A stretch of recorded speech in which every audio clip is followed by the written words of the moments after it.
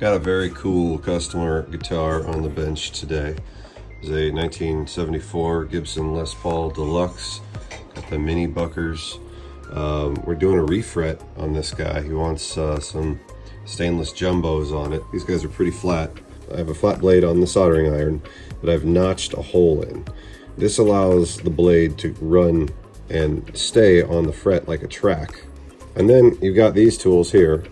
And what you'll do is you'll get this right up here, and then you just snip this right under the edge of the fret. Give it a little bit of a bend so that you can just creep this along. If you start to see off-gassing, that's the grime on the frets and a little bit of the glue in the fret slot starting to cook off. It's not the oils of the fretboard, but this will let you move quickly and methodically. When you get to the end here, instead of pulling forward, you kind of rock it back and forth, and it just gets it loose, and then it can come right out. Now what you see here, this is just grime. This will all get cleaned up when we check the radius and re-sand the fretboard after all the frets are out. And after you pull the frets, you go back through here with a radius block and put the original 12-inch radius back on the fretboard and clean it up so it looks fan-freaking-tastic.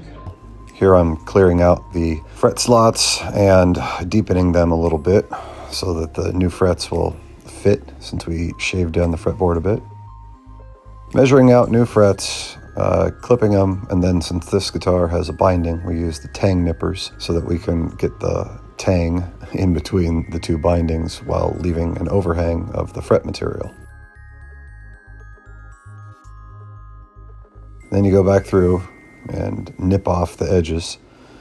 When you use a pad like I do for the finish, you also want to make sure that you collect each one of those little pieces of metal that you clip off so that it doesn't end up scratching the guitar later on.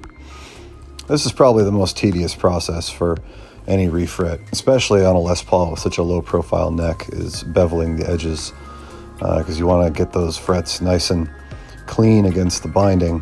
And you also don't want to attack the finish down by the neck pocket.